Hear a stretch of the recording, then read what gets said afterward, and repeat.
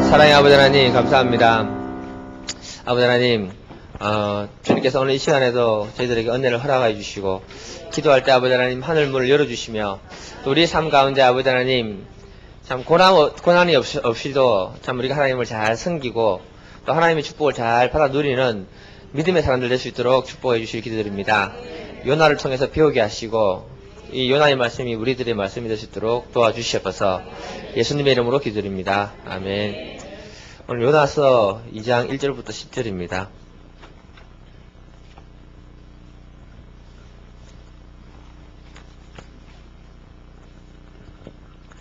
(2장 1절부터 10절까지) 한 절씩 기도하시겠습니다.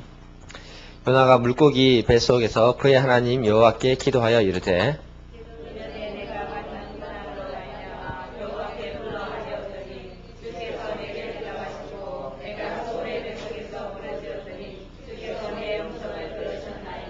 주께서 나를 깊은 속 바다 가운데서 던지셨으므로 큰 물이 나를 둘렀고 주의 파도와 큰 물결이 다 내 위에 넘쳤나이다.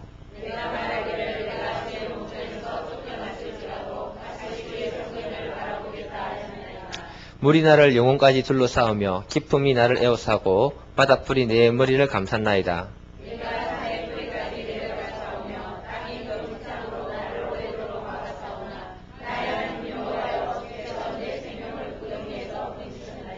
내 영혼이 내 속에서 피곤할 때에 내가 여호와를 생각하였더니 내 기도가 주께 이르러 싸우며 주의 성전에 미쳤나이다.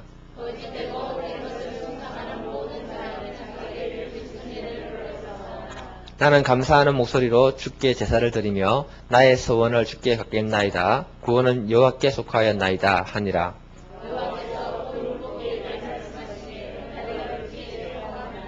아멘. 이거 제목은 읽어볼게요. 우리 손발이 안 맞네. 하루 이틀 장사하는 것도 아니고. 자, 제목을 같이 한번 읽어보겠습니다. 예, 시작. 예. 오늘 제목이 좀 깁니다. 예.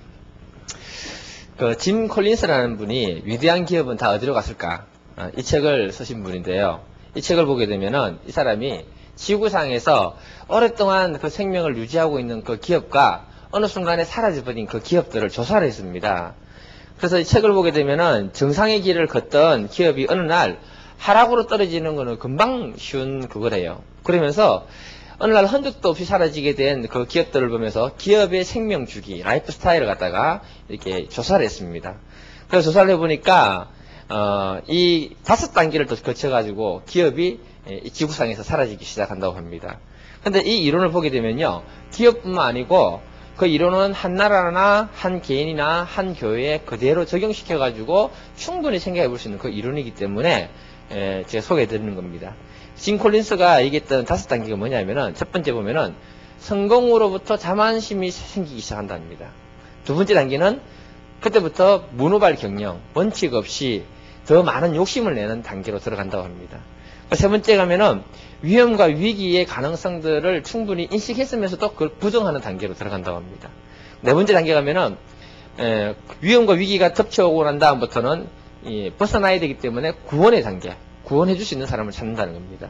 다섯 번째 단계로 가면은 그 구원의 단계를 극복하지 못하면은 유명무실해지거나 생명이 끝나는 단계로 해서 기업은 사라진다고 합니다. 제 관심을 이끈 것은 첫 번째 단계인데요. 이 성공이 만든 자만심으로 눈을 가리우게 되면은 여기서부터 모든 문제가 다 시작이 된다는 것입니다. 그래서 여기서부터 몇 번 사람들이 성공하게 되면은 스스로 자기 도취에 빠지게 되고 과대평가하게 되고, 이때는 누구가 무슨 말을 해주더라도 그 사람의 말이 자기 귀에 들어오지 않는다라고 이렇게 얘기합니다. 그 후에 잘못된 결정을 내리는데 그 결정을 내리더라도 금방 망하는 것이 아니라 그동안 받아왔던 탄력이 있기 때문에 그게 어느 정도 유지가 됩니다. 그 탄력으로 어느 정도 유지가 되고 난 다음에 나중에 가서는요, 그 문제로 인해서 기업이 무너지고 사라지는 단계로 이렇게 점점 떨어진다고 합니다. 자, 이런 것들을 이렇게 보게 되면서 우리가 생각해야 되는 게 뭐냐면, 성공은요, 때로는 그 시대적인 상황 속에서 그 시대의 배경이 우리에게 성공을 가져다 줄 수가 있습니다. 그런데 사람들은 무슨 생각을 가지냐면은, 그것이 자신의 능력과 자신의 힘으로 그 성공이 이루어진 걸로 착각하다가 그 기업을 크게 이뤘다가 그 기업이 한꺼번에 사라진 기업들, 우리나라에 보면 대우그룹이라든지 이런 그룹들이 이렇게 많이 생기는 것입니다. 여러분, 이게 우리가 항상 알아야 되는 게 뭐냐면은, 자기에 대한 과대평가나, 기업에 대한 과대평가나, 하여튼 과대평가는 우리의 문제를 심각하게 이끌어가는 요소 중에 하나가 된다는 것입니다. 성경에 보게 되면요, 아수르라는 존재는 굉장히 강대한 나라였습니다. 이 아수르를 갖다가 누가 망할 것이라고 생각해 본 사람은 아무도 없었습니다. 그런데 이 아수르가 바벨론에 의해서 사라지게 되거든요. 그리고 이 아수르는요, 너무 강하기 때문에 사람들이 이 아수르 하면 두려운 존재들이었습니다. 그럼에도 불구하고 바벨론은 사라지고, 바벨론 또 보면은 아수르를 강대국을 누르고 성장했던 바벨론도 어느 순간에 사라집니다. 그 사라진 배경이 뭐냐 하면은 마지막 왕이 벨사살 왕입니다. 성경에 보게 되면은 이 사람은 자기 조부 할아버지가 누구냐면은 느부갓네살 왕. 그 사람을 통해서 간접적으로 하나님께서 알았습니다. 그럼에도 불구하고 굉장히 교만했습니다. 어떻게 했냐면 하나님의 성전에 쓰던 그릇들을 가져와서 술잔으로 삼습니다. 그러면서 하나님은 우습게 생각합니다. 그래서 그 밤에 성경에 보면 그 밤에 축제를 즐기다가 페르시아에게 망하는 얘기가 성경에 기록이 되어 있습니다. 여러분, 우리가 패망의 출발점이 바로 뭐냐 하면은 자만할 때 출발점으로 시작되는 겁니다. 그래서 우리가 롱런 하려면요, 항상 뭐냐면은 하나님 앞에서 말씀을 통해서 내 자신을 재점검하는 작업을 꾸준하게 할 때 그 사람이 롱런하게 되는 줄 저는 믿습니다. 이 책에서도 보게 되면 세계 최고의 기업으로 이따가 몰락한 기업으로 소개해 주는데요. 여러분, 모토로라가 어떤 기업인지 아십니까? 예? 예, 뭐 아시는 분도 있는 것 같은데 1990년대까지만 해도 있잖아요. 세계 시장 50%를 차지할 만큼 휴대폰 만드는 회사였습니다. 근데 굉장히 뭐냐면은 이 사람들이 실적을 많이 얻었는데 이미 통신시장은 아날로그에서 디지털로 바뀌는 시점이었습니다. 그 사람들이 말을 해줬음에도 불구하고 이 사람들은 그동안에 수천 명만, 엄청난 사람들의 고객들을 가지고 있었기 때문에 우리는 끄떡이 없다라고 얘기했습니다. 그런데 이 위기의 그 신호를 들었음에도 불구하고 그걸 부정하고 넘어가는 바람에 1999년도 가가지고 2000년도가 안 돼서 점유율이 17%로 떨어지게 됩니다. 그래서 이 회사는 나중에 이렇게 오락가락 하다가 지금 어디로 넘어가냐면은 구글 있죠, 구글. 구글한테 모토로라가 넘어갔습니다. 예, 구글이 인수했어요. 예.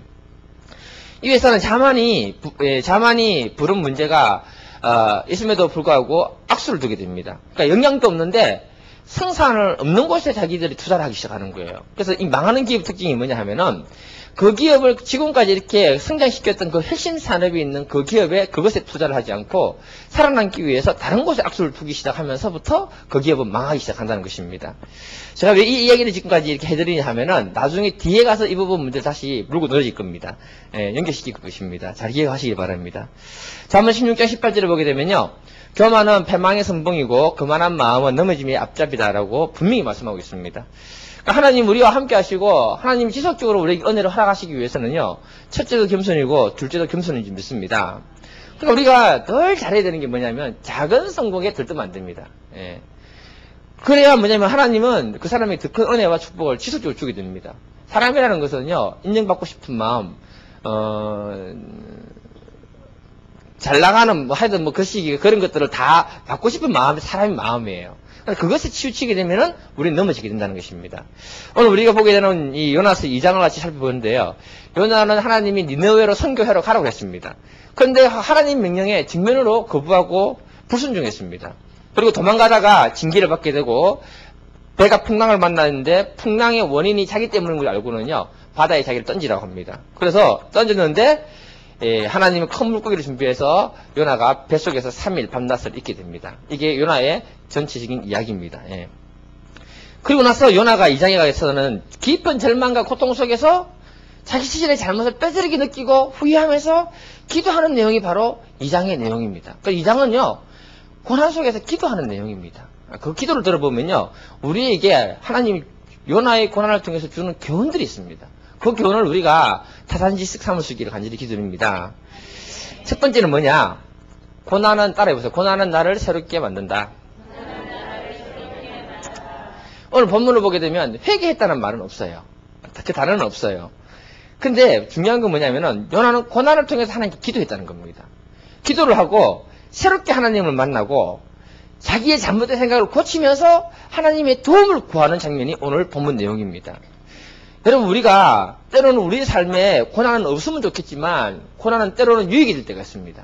그래서 시편 119편 67절에 보면 고난 당하기 전에는 그릇 행하였으나 이제는 주의 말씀을 내가 지킨다. 아멘. 예. 여러분, 성경 역사를 보게 되면 하나님이 사용했던 사람들은 다 고난을 주십니다.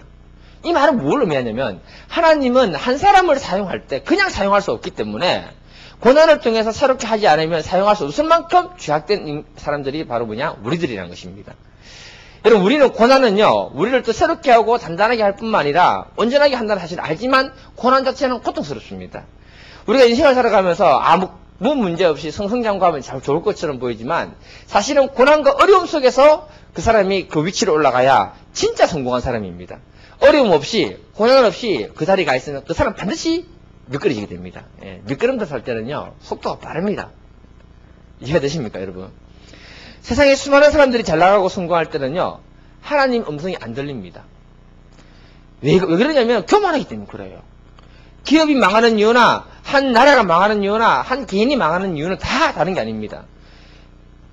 다른 사람들의 말이 안 들린다는 것입니다. 그때 대부분의 사람들이 고난이 찾아오고 고통이 찾아오는 겁니다. 그런데 이 고통과 고난을 통해서 깨닫게 되는 건 뭐냐면은 내 자신의 한계를 발견하게 되는 거예요. 요나가 이렇게 얘기합니다. 2장 2절인데요. 한번 읽어볼게요. 2장 2절 시작. 내가 받아온 고난으로 말미암아 여호와께 불러 아뢰었더니 주께서 내게 대답하셨고 내가 서울의 뱃속에서 부르짖었더니 주께서 내 음성을 들으셨나이다. 아멘. 이 서울의 뱃속이라는 게 뭘 가리키냐면은 죽음의 뱃속, 지옥의 뱃속, 하여튼 고통스러운 곳, 그것을 가리키고 있습니다. 이 요나는 고난과 고통 속에서 자기 한계를 발견한 거예요. 요나는 자기 한계를 깊이 절감하기 이전에는요, 하나님께 부르심을 받았지만은요, 자기 뜻대로 살아가는 자기 생각이 굉장히 강한 사람이었습니다. 예. 하나님 명령에 어떻게 순종해야 되는지는 다 알고 있었어요. 그런데 적극적으로 하나님 말씀을 순종해서 복음을 지나니 차라리 내가 죽어버리겠다. 예. 그래서 바다에 뛰어들었습니다. 자기 생각이 강하고요, 교만한 그가 물고기 뱃속에 들어가서 그때 자기 한계를 절감할 때 생각이 달라지기 시작한 겁니다. 그는 하나님 앞에서 그때 부르짖어 기도한 겁니다. 이스라엘에서 말하는 고난이라는 게 얼마나 힘든 거냐면은 그 사람의 생명을 쪼여가는 그 고통을 갖다가 말하는 게 고난입니다. 그래서 7절을 보게 되면은 뭐라고 하느냐? 내 영혼이 내 속에서 피곤하다. 근데 이 말씀을 쉬운 성경으로 번역하면 이렇게 얘기합니다. 내 목숨이 거의 사라져 갈 때, 그러니까 자기의 영혼과 생명이 죽어가는 그 압박 속에 들어갔을 때 그 고난을 통해서 그가 생각이 바뀌고 깨닫게 됐다는 것입니다. 사람은 이만큼 강합니다, 여러분. 죽기 전까지는요, 안 바뀌는 것들이 굉장히 많습니다. 그때서야 요나가 두 손 두 발 다 들었습니다. 여러분, 우리가요, 인생 살아갈 때, 내 안에 강한 자기 자아를 붙들고 있는 게 바로 우상숭배입니다. 그것 때문에 내가 고난받고, 그것 때문에 내 한계를 경험하고, 그때 가서 하나님께 두 손 두 발 들게 되는 거예요. 그 전까지는요, 교만해서요, 하나님께 손 안 듭니다. 주여, 불쌍히 여기소서 안 합니다. 예수 믿지 않는 사람들 중에 예수 믿으라면요, 자기 자아가 강하고 그 생각이 강하기 때문에 막 욕하면서 뭐라고 하시는 거 아십니까? 차라리 내 주먹을 믿어라. 이렇게 얘기합니다. 네. 그런데 요나와 같이 죽음의 골짜기를 들어가고요, 자기 한계 속에 들어가면 그때부터 하나님께 회개하고 하나님을 찾기 시작합니다. 이 정도 되는 게 사람의 모습이라는 겁니다. 그래서 우리에게 꼭 필요한 게 뭐냐면요, 믿음의 사람이 되기 위해서는 고난을 통과하는 한골 탈퇴가 일어나야 됩니다. 너무 어려운 말씀입니까? 껍질을 벗겨내야 됩니다. 이렇게. 예. 여러분, 우리가 기도를 가르친다고 해서 기도가 되는 게 아닙니다. 기도는 하나님이 나에게 어려움을 통해서 기도하도록 만들 때 하나님 기도를 훈련시키는 것입니다. 그때 뭐냐면은 내 생각을 버리고 하나님을 의지하게 되고 내 능력을 버리고 하나님의 능력을 의지하게 되는 겁니다. 그 전까지는요, 내 생각으로 할 수 있다, 내 힘으로 할 수 있다, 내 능력으로 할 수 있다, 이 생각을 버리지 못합니다. 예. 나중에 고난받으면서 깨닫는 것은 뭐냐? 하나님의 도움이 아니면 정말 아무것도 아니구나, 이걸 깨닫게 됩니다. 20대는 모르죠. 30대, 40대, 50대, 60대로 가면 갈수록 하나님의 도움이 아니면 나는 정말 별것이 아니구나 느껴지시죠? 예. 20대 느끼면 훌륭한 사람입니다. 예.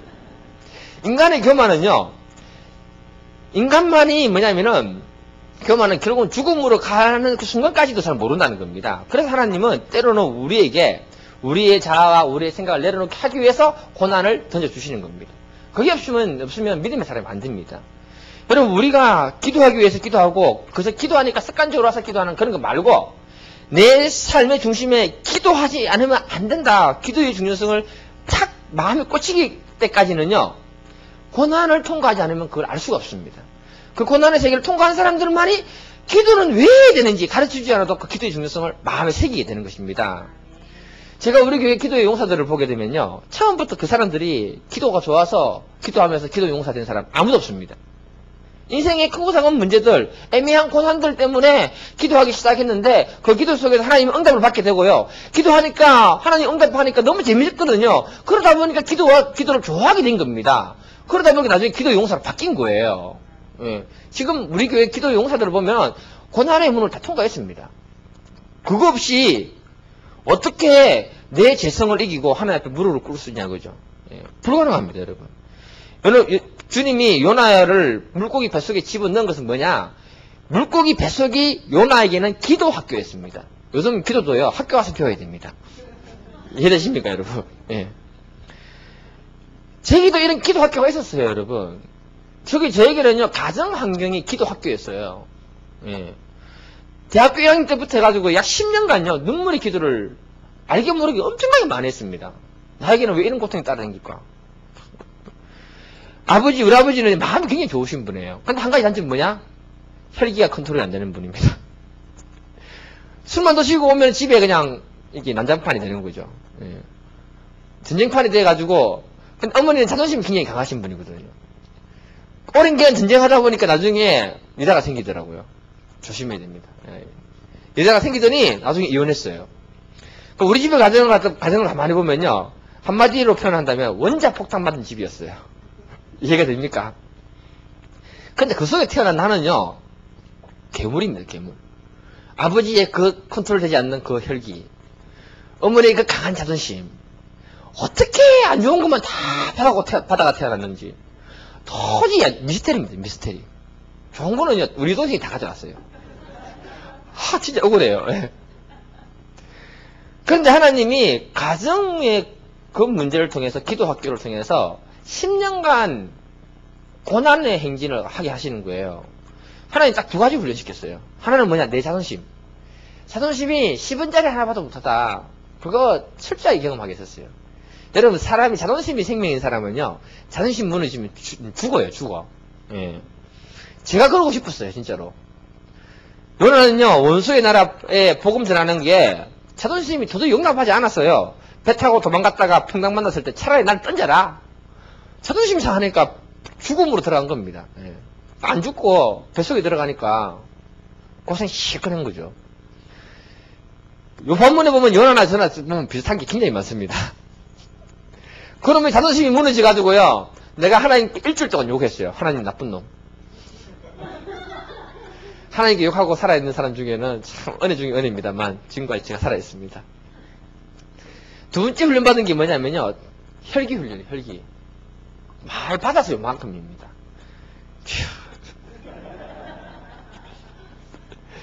이 최씨 집안에 그 아버지와 아들이 두 혈기가 충돌할 때요, 부끄러운 얘기지만 너무 부끄러운 얘기만 하면 말을 못하겠는데, 한마디로 표현하면 3차 세계대전을 능가하는 전쟁이었어요. 예. 장난 아닙니다, 여러분. 그 기간 동안에 나는 기도 학교를 다닌 거예요. 수많은 일로 자충우돌을 하고요, 고난받고요, 내 삶에 이런 문제가 왜 따라다니는지 모를 정도로 고통받다 보니까 나도 모르게 하나님 앞에 기도하게 되고, 기도할 때 하나님이 나를 위로하는 것을 경험했고, 응답하는 것을 경험했고, 기도할 때 하나님이 내 잘못을 껴줘주시는 것을 경험했고, 그것 때문에 지금 내가 믿음의 사람으로 바뀌고 지금 이 자리에 있게 되는 겁니다. 여러분, 제가 기도 학교를 통과하지 못했으면요, 기도에서 할 말이 없습니다, 여러분. 물론 지금 앞으로도 어떤 기도 학교가 기다리고 있을지 모르겠지만, 주여 불쌍히 여기 주시옵소서. 살살 다뤄 주시옵소서. 지금 와서 깨닫는 게 뭐냐 하면요, 그때 그 시간은 고통스러웠지만 그게 없었다면 지금은 제가 존재하지 않게 된다는 것입니다. 그러니까 우리가 때로는 그것이 고통스럽지만 그 문제가 있기 때문에 내가 기도학교에서 기도하면서 기도의 사람으로 믿음의 사람으로 변화되는 것입니다. 하나님은 이걸 우리에게 허락한 겁니다, 여러분. 예. 여러분 이런 말이 있잖아요. 눈물의 빵을 먹어보지 못한 사람은 배고픔에 대해서 논하지 말라. 저는 이걸 이렇게 얘기하고 하겠습니다. 기도학교를 통과하지 않은 사람은 기도에 대해서 논하지 마라. 여러분 우리 목사님 기도학교 통과했잖아요. 통과하면 달라집니다. 예. 정말 내 생명이 꺼져가는 고통의 문제를 안고 기도하는 사람들은요 처절합니다. 처절합니다. 예, 여러분. 그때 그 사람이요 하나님이 기뻐하는 믿음 사람으로 바뀌는 거예요. 근데 통과하고 나면 놀라운 하나님 은혜가 그 사람 삶 속에서 펼쳐지게 되고 응답이 펼쳐지는 걸 보게 되는 겁니다. 과학기술주 장관이면서 대학 총장인 핵물리학자 정건모 박사님 혹시 아시는 분 있을 겁니다. 이분이요 아버지가 교장 선생님인데 그 학교에 청소할 때 어떤 학생이 율창을 닦다가 떨어져가 죽은 거예요. 이 문제 가지고 그 엄마가 와가지고 아버지 교장 선생님에게 막 항의했을 때 이 일 때문에 스트레스 받아가지고 이게 뇌출혈로 돌아가신 겁니다. 그러고 나서 그 엄마도 얼마 안 돼가지고 또 돌아가신 거예요. 근데 어린 나이에 이 박사님이 구화가 된 겁니다. 근데 이분이 천재입니다, 천재. 그래서 선생님이 나중에 뭐라고 건의하냐면은 검정고시 쳐서 대학을 가도록 해라 해서 검정고시 쳐서 대학을 갔는데 서울대 채석으로 갑니다. 어린 나이에. 새가 빠지게 죽으라고 공부해도 서울대 근처도 못 가는데. 그리고 나서 졸업하고 난 다음에 나라의 권유를 받아가지고 장학금 받고 미국 갑니다. 24살에 미국 플로리다주에 있는 대학교의 교수가 됩니다. 24살에. 24살. 손 들어봐요. 광현아, 몇 살이고? 23살이가, 니 뭐하고 있노? 4살에 교수 됐다. 예. 한마디로 이분은 있잖아요. 출세 가도로 달린 거예요. 그래서 나중에 결혼해서 1년 2년을 두는데, 그때부터 문제가 생깁니다. 아들이 신부전증으로 이렇게, 태어난 겁니다.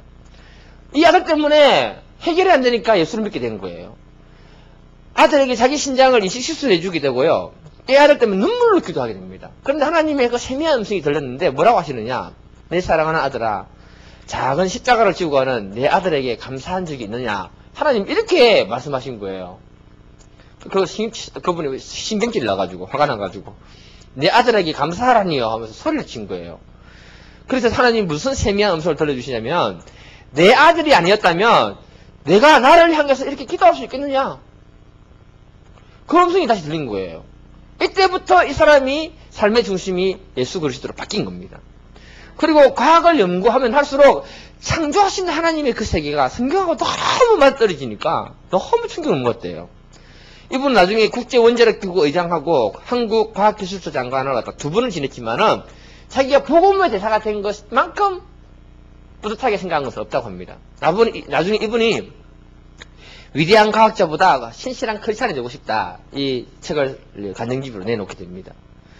이분도 나중에 보면요. 위암 판정 받아가지고요. 위를 80%를 다 잘라냅니다. 수많은 고통과 고난이 있었습니다. 예. 그런데 그 고통과 고난 때문에 기도의 사람으로 바뀌고 위대한 하나님의 사람으로 바뀌고 간증의 사람으로 바뀐 거예요. 그 부인도 형식적인 크리스찬이었다가 그런 고난과 어려운 문제 때문에 정말 신실한 신앙인으로 깨어지고 바뀌게 된 것입니다. 여러분 때로는 아픔이 있지만은요. 그 아픔과 그 문제가 나를 하나님의 사람으로 바꾸기 때문에 감사할 수 있기를 간절히 기도드립니다. 여러분 욥은 자신에게 주어진 고난을 이렇게 말했습니다. 욥기 23장 10절에 보면은 내가 가는 길을 그가 아시나니 그가 나를 단련시킨 후에는 내가 순금같이 되어 나오리라. 욥의 고백입니다. 이 고백이 저와 여러분들의 고백이 될 수 있기를 간절히 기도드립니다. 제가 얘기하고 싶은 것은 뭐냐면요. 꼭 고난받아서 이렇게 순결한 사람 돼야 됩니까? 말씀하시면 아멘 하고 해서 그냥 뭐 순결한 사람 되고 고난 없이 축복받는 사람 되면 되지. 교훈입니다. 교훈. 그러니까 꼭 받아라는 말이 아니고 받지 말고 그렇게 하자는 겁니다. 무슨 말인지 이해되시죠? 예. 두 번째는요. 한번 따라해보세요. 고난을 통해서 사명에 대한 감사를 배운다. 오늘 본문의 요나는요. 극심한 고난 속에서 자기에게 왜 이런 문제가 왔는가를 깨닫게 됩니다. 그것은 자신에게 주어진 사명을 갖다가 망각하고 도망갔기 때문에 사실을 깊이 깨닫게 된 거예요. 그래서 그는 고난 중에 이렇게 기도합니다. 9절을 같이 한번 읽어볼게요. 9절 시작. 나는 감사하는 소리로 주께 제사를 드리며 나의 소원을 주께 갖겠나이다. 구원은 여호와께 속하였나이다. 이 말을 우리 마음에 다가오도록 좀 더 쉬운 번역으로 얘기 드리면요. 이렇습니다. 나는 감사의 노래를 부르며 주님께 희생의 제물을 바치겠습니다. 소원한 것은 무엇이든지 지키겠습니다. 구원은 오직 주님에게서만 나옵니다. 아멘. 그러니까 이 사람이 기도의 자세를 보게 되면 고난받기 전에는 하나님이 자기에게 주신 그 사명에 대해서 불평, 원망, 그러면 뭡니까? 불만 가득했습니다. 근데 가득하면서 자존심을 똘똘 뭉쳐가지고 죽음을 불사하겠다면서 하나님께 버텼습니다. 맞죠? 예. 그런데 고난받고 난 다음에 고난 중에 깨달은 게 뭐냐? 자신에게 주어진 사명에 대해서 감사했구나. 그걸 깨달았다는 것입니다. 마치 건강을 잃기 전에는 건강한 것에 감사를 못 느끼는 것다가 건강 잃고 난 다음에 건강한 것을 감사하게 되는 것처럼 그걸 깨달은 거예요. 최악의 상태로 떨어졌지만 죽지 않고 살아서 자기 문제를 새롭게 볼 수 있는 시각을 열어주신 하나님께 감사한 겁니다. 그리고는 감사의 재단을 사야겠다. 이렇게 고백하고 있습니다. 이 말은 뭐냐? 여러분, 감사가 회복됐다는 것은 신앙이 회복됐다는 말을 의미하는 겁니다. 이해되십니까? 네. 감사는 아무나 하는 게 아닙니다, 여러분. 우리가 삶 속에 깨닫지 못하면 늘 불평과 원망과 불신적인 말이 따라옵니다. 근데 신앙이 회복되면 감사가 회복되는 거예요. 그래서 제가 늘 강조하는 말이 뭐냐? 오늘 하루 아무 사건 사고 안 만나고 일상생활을 할 수 있는 걸 감사해야 된다. 여러분, 아무 사건 사고 안 만나니까 이 주의 전에 나와가지고 기도할 수 있잖아요. 가정에 누가 하나 아프고 사건 사고 만나보세요. 그날부터 여러분 정신없습니다. 예. 하나님이 우리에게 있잖아요. 일상생활을 주신 것 자체가 감사합니다. 못 깨달으면 오늘 또 똑같은 일을 반복해서 살아야 되나? 힘들어 죽겠다. 이런 얘기합니다. 그 사람 몰라서 하는 얘기예요. 한번 따라해보세요. 감사는 아무나 하는 것이 아니다. 깨달은 사람만 감사한다. 그런데 재밌는 게 뭐냐면요. 내가 감사하면 현재 나에게 주어지는 그 일이 큰 기회로 다가오는데요. 불평하고 원망하면은 현재 나에게 주어지는 그 기회가 큰 피해로 다가온다는 사실입니다. 요나가 그랬습니다. 요나가 고난 중에서 깨닫고 나서 보니까 하나님께 감사하게 되고요. 하나님께 제사를 드리겠다고 하는 겁니다. 생각이 달라지니까 구원해 주시면 내가 무슨 약속을 했든지 간에 다 소원 갖겠습니다. 고난을 통해서 사람이 바뀌는 겁니다. 이렇게. 고난받기 전에는요. 하나님 주신 사명이 감사가 안 됐어요. 고난받기 전에는 그 마음에 하나님의 불평과 원망이 가득했는데 그것이 바뀌어버린 겁니다. 여러분, 우리가 하나님의 선지자로 부름받은 요나에게만 복음 증거에 대한 사명을 주셨습니까? 아닙니다, 여러분. 시대를 초월해서 모든 기독인들에게 하나님은 복음을 전해야 할 사명을 주셨습니다. 우리는 또 이미 예수 그리스도를 통해서 받은 은혜가 수없이 많습니다. 이런 하나님의 은혜를 더 널리 전파해야 되는 것이 하나님의 생각이고 하나님이 우리에게 주신 사명입니다. 그런데 그걸 우리가 거부하고 있다면 그 사람이 바로 오늘날의 요나가 되는 겁니다. 쉽게 말해서요. 하나님은 우리 각 사람들에게 직분을 주시고 각자에 맞는 사명을 다 주셨습니다. 그 사명, 그 직분 잘 감당하지 못하고 자기 생각과 자기 고집으로 똘똘 뭉쳐 있으면은 그 사람이 오늘날의 요나가 되는 것입니다. 많은 사람들의 문제는요. 다른 곳에 찾고 있습니다. 그런데 있잖아요. 사실은요. 자기 생각으로 똘똘 뭉치고 자존심과 고집으로 버티는 요 나가 문제지. 예. 다른 사람의 문제가 아니라는 겁니다. 이해되십니까? 예. 내만 요나입니까? 여러분, 요나는 역사 속의 인물로만 생각하지 마십시오. 요나는 지금도 존재합니다. 내가 하나님의 뜻을 알고도 무시하거나 거부하고 있다면 그 사람이 바로 요나입니다. 예. 그게 문제입니다. 그러면 무엇이 정말 하나님 뜻인지 어떻게 하냐? 오늘 본문을 보면요. 굉장히 쉽게 알 수 있습니다. 가르쳐 드릴게요. 오늘 본문으로 보면 가장 쉬운 게 뭐냐? 내가 순종해야 된다는 걸 알지만 순종하지 않고 버티고 있는 것이 바로 하나님의 뜻입니다. 다시 얘기 드릴게요. 내가 분명히 순종해야 된다는 걸 알지만 순종해야 하지 않고 버티고 있는 그게 바로 하나님의 뜻입니다. 굉장히 심오한 얘기를 하니까 너무 어려운가 보죠? 중요한 겁니다, 여러분. 그렇게 되면 반드시 성경의 요나가 경험한 그 극심한 고난과 고통을 내가 경험할 수 있게 된다는 것입니다. 그때 뒤에 가서 울부짖어 기도하게 되는 거예요. 여러분들 안에 요나처럼 딱 버티고 있는 게 뭡니까? 그걸 한번 보세요. 순종해야 되는 걸 알지만 순종하기 싫고 나로 하여금 마음의 불평과 원망이 팍 올라오는 요나가 뭐가 있냐입니다. 뭐가 있는가? 그걸 찾아야 되는 겁니다. 그래서 오늘 밤에 기도할 때는요, 그 부분은 문제를 놓고 기도하고 해결을 받아야 됩니다, 여러분. 우리의 답은 간단합니다, 여러분. 요나처럼 고난받고 고통받기 전에 그냥 순종하는 것이 답이다. 뭐 하려고 어렵게 신앙생활 하려 합니까? 예. 그런데 요나처럼 자존심 내세우고 고집 내세우고 버티고 그러면 물고기 뱃속으로 들어가야 되는 거예요. 여러분, 고난 때문에 굴복당하는 것은 진짜 믿음이 아닙니다. 맞잖아요. 고난 때문에 굴복당하는 것은 진짜 믿음이 아니고요. 고난이 오기 전에 말씀에 순종하는 것이 진짜 믿음인 겁니다. 오늘날 교회에서 매주 선포되는 하나님의 말씀은 우리가 귀로 얼마나 많이 듣고 있습니까? 그럼에도 불구하고 그것을 하나님의 말씀으로 받아들이지 않다면 그 사람이 오늘날의 요나입니다, 여러분. 하나님의 뜻을 알아도 그것이 내 마음에 들지 않는다고 거부하면서 도망가는 사람이 요나라는 겁니다, 여러분. 제가 앞에서 말씀드렸던 최고의 기업들이 몰락의 길을 걷는 첫 번째 단계가 성공으로부터 오는 자만이라고 했잖아요. 자만이 생기면 다른 사람의 말을 들으려고 안 한다는 것입니다. 이것처럼 우리가 매주 선포되는 하나님 말씀을 통해서 하나님 우리를 깨우치고 가르치고 그 말씀에 귀를 기울이고 복된 삶을 살도록 도와주시는데 그 말이 내 귀에 들어오지 않으면 내가 요는 겁니다, 여러분. 영적으로 내가 자만에 빠져 있다는 것입니다. 그때부터 우리의 삶의 악수를 하나 둘 나도 모르게 두게 되는 겁니다. 기업들이 그랬습니다. 무모한 일을 저지르게 되고 결정적인 실수를 범하게 되는 겁니다. 그때 기업들은 결정적인 실수가 뭐냐? 그 기업의 핵심 산업을 놓쳐버리는 겁니다. 교회는요, 교회의 핵심 산업은 영혼 구원입니다. 이걸 놓칩니다. 교회는요, 하나님 말씀을 통해서 기준으로 한 삶을 놓치는 것이 이게 위험하다는 것입니다. 요나가 하나님 말씀을 통해서 사명을 주었는데 그 말씀이 그의 심령에 들어오지 않을 때 영적으로 자만에 빠집니다. 그래서 악수를 뜨는 게 뭐냐? 다시스로 도망을 가자. 악수입니다. 배를 타고 도망갔습니다. 그때까지는 성공한 줄 알았어요. 바다 한가운데 갔을 때 오지도 가지도 못하는, 오다 가다는 경상도 사투리고 오지도 가지도 못하는 그 상황 속에서 폭풍을 만난 겁니다. 그때쯤 됐으면은 풍랑이 자기 때문에 왔다는 걸 알았으면 회개해야 될 거 아니에요. 그런데 더 큰 악수를 뜹니다. 그 악수가 뭡니까? 바다에 나를 던져 넣어라. 고난의 길을 자기가 헤쳐서 갔습니다. 찾아갔습니다. 이해되십니까, 여러분? 그래서 그는요, 물고기 뱃속에서 엄청나게 고난받은 겁니다. 그 전에 아멘 했으면 고난 안 받아요. 저는 아직 이 도간이라는 영화를 보지는 않았습니다. 왜냐하면 그것보다가 너무 가슴 아플까봐 안 보는데요. 이 도갈이라는 영화가 소설을 배경으로 해서 나온 건데 100% 진실인지는 모르겠지만 그곳에 문제를 일으키는 사람들이 장로고 다 집사입니다. 그리고 그런 파렴치한 인간들을 감옥에서 풀어달라고 시위하고 있는 사람이 목사입니다. 저는 절대 그걸 안 합니다. 우리 교인들이 이렇게 갔다라면은 그래서 푹 섞고 나와라. 그럴 겁니다. 예.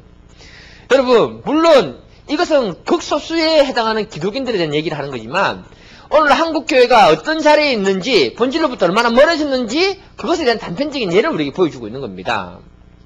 그래서 한국교회가 고난당하고 어려움당하고 문제 속에 있는 겁니다. 교회의 가장 중요한 산업은 핵심 산업은 영구원입니다. 오늘날 교회가 이것을 놓치게 되면 엉뚱한 곳에 에너지를 다 쏟게 되고 그것 때문에 싸움하게 되는 겁니다. 하나님은 고난을 통해서 두 가지 일을 합니다. 하나는 하나님 백성들에게 그 뜻을 분명히 알려주어가지고 순종하기 위한 사람을 만드는 것이고 또 하나는 교만한 인간을 고난이라는 어려움을 통해서 겸손하게 하면서 그 사람을 새로운 사람으로 예비합니다. 그리고는 하나님의 복음을 전하는 일에 쓰임받는 도구가 되게 하기 위해서 때로는 우리에게 고난을 주기도 하는 겁니다. 이걸 볼 수 있는 눈이 있기를 간절히 기도드립니다. 우리에게 잘 알려지지 않는 분인데요. 남아프리카에 스티븐 능구라는 사역자가 있습니다. 능구, 동구가 아니고 능구입니다. 예. 이분이 어린 시절 굉장히 불우하게 자랍니다.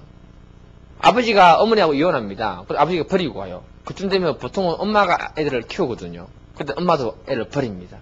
누구한테 가서 자라느냐? 이모 밑에 자랍니다. 이모도 이 애를 인간 취급 안 합니다. 그래서 얘는 어디서 자고 일어나고 하느냐면 닭장에서 닭하고 같이 잤다가 일어났다가 닭장이 큰가 봅니다. 예. 밤에 잘 때 이불이 없어가지고 추워서 머리를 이렇게 덮어쓰고 이렇게 잤다고 이렇게 합니다. 그러다 보니까 이 아이가 커서는 그 마음에 온갖 분노와 미움이 가득하게 된 겁니다. 성인이 되고 난 다음에 깽 조직을 만들어서 그 마음에 있는 분노와 미움을 갖다가 폭발시키는 거예요. 이 사람이 가장 싫어했던 종교가 기독교였습니다. 예, 남아프리카니까요. 기독교는 백인의 종교라고 생각하는 거예요. 그래서 늘 교회에 향한 직계심이 불타올랐다고 합니다. 알게 모르게. 그런데 그 동네에 천막 집회가 열린다는 이제 소문이 나온 거예요. 들린 겁니다. 그래서 자기 밑에는 똘마리 몇 명 데리고 불 지르려고 준비 다 해서 천막을 찾아간 겁니다. 그곳에 갔는데 설교 전에 어떤 흑인 아가씨가 간증을 하는 겁니다. 근데 그 자매가 너무 이뻤어요. 일단 이쁘니까 너희 말은 내가 다 들어주고 불 지른다. 네. 자매님은 일단 이쁘면 용서가 됩니다. 모든 게. 여러분, 자매님이 이쁜 거는 은사 중에 은사입니다.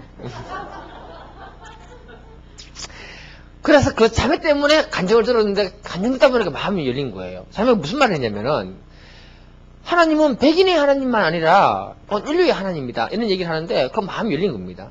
그래서 설교까지 듣게 된 거예요. 듣게 된 겁니다. 설교 도중에 목사님이 너무 많은 사람들이 미움과 분노에 사로잡혀 있다라고 하니까 깜짝 놀란 겁니다. 자기 말 하는 줄 알고. 그러면서 또 하는 말이 그런 사람들 중에 불질러 부르고 싶은 사람이 있다고 하니까 깜짝 놀란 겁니다. 어떻게 알고? 나중에 이 설교를 듣다가 성령께서 역사하시니까 감동을 받고는 강대상 앞에 나아가서 눈물을 흘리면서 당신이 아는 그 예수를 나도 알고 싶다고 가르쳐달라고 한 겁니다. 그러면서 자신이 받았던 고통과 고난 이것들을 다 얘기를 한 겁니다. 다 듣고 있던 목사님이 뭐라고 하느냐 이런 얘기를 합니다. 어떤 여자는 17살, 어떤 남자는 18살인데 걔들이 아기를 낳았답니다. 그리고는 그 아기를 화장실 똥통에 버리고 도망을 갔답니다. 어떤 여자분이 화장실에 가서 변을 보다가 뜨거운 소변이 이렇게 아기 위에 떨어지니까 아기가 막 울었답니다. 깜짝 놀라가지고 그 아기를 갖다가 끄집어내서 살렸는데 그 아가 바로 나다. 이야기를 한 겁니다. 예. 그래서 스티븐 영구가 대성통곡하면서 아이고 형님 그리고 이분이 복음을 영접하고는요 평생 복음 전하는 사명자로 살게 된 겁니다. 여러분 하나님이 한 사람의 삶에 고난을 허락하시는 것은 다른 거 아닙니다. 고난을 통해서 그 사람을 새롭게 하십니다. 고난을 통해서 잘못된 생각을 바로잡아 주십니다. 그리고는 그에게 사명을 주십니다. 그 사명은 네가 받은 그 은혜, 그 복음을 다른 사람이 전하라는 겁니다. 그 뜻이 하나님이 고난 속에 요나의 고통 속에 이렇게 숨겨놓은 것입니다. 요나는 하나님이 원하는 영혼 구원을 무시하고 자기 생각과 고집으로 버티다가 고난 당했습니다. 오늘날 교회가 해야 되는 것은 영혼 구원입니다. 그런데 교회의 핵심 가치를 잃어버렸습니다. 이것을 위해서 목사는요 하나님의 메시지를 던져야 됩니다. 영혼 구원을 위해서 메시지를 던져야 됩니다. 우리 영혼이 건강해질 때 축복이 옵니다. 이것은 목사의 사명입니다. 여러분. 일단 여기 계신 분들이 다 직분은 다르고 사명은 다 다를 수 있습니다. 그러나 주님 몸된 교회를 전체적으로 섬긴다는 그 자체가 뭐냐? 영혼 구원입니다. 예배가 그냥 내 한 사람이 나와가지고 하는 게 아니잖아요. 얼마나 많은 사람들이 같이 준비하면서 합니까? 그게 영혼을 살리는 일에 준비하고 있고 그 예배를 통해서 한 영혼이 주님 만날 때 그 상급은 다 같이 나누어 가시는 겁니다. 내만 가지는 게 아닙니다. 여러분. 하나님은 그 일을 사용하기 위해서 고집불통 있는 우리들을 우리 생각을 바꾸기 위해서 고난을 허락하시고요. 그리고 우리에게 깨닫는 사람들에게 복음 증거의 사명을 같이 주신 것입니다. 우리가 오늘 밤에 기도할 때는요 성령께서 깨우쳐 주신 것을 가지고 뜨겁게 기도하다가 돌아가시길 바랍니다. 찬양하기 전에 우리 인도네시아 선교 나가시는 우리 황 목사님 오셔가지고 먼저 기도 제목 같이 좀 이렇게 같이 받고 그리고 찬양하고 같이 기도하도록 할게요.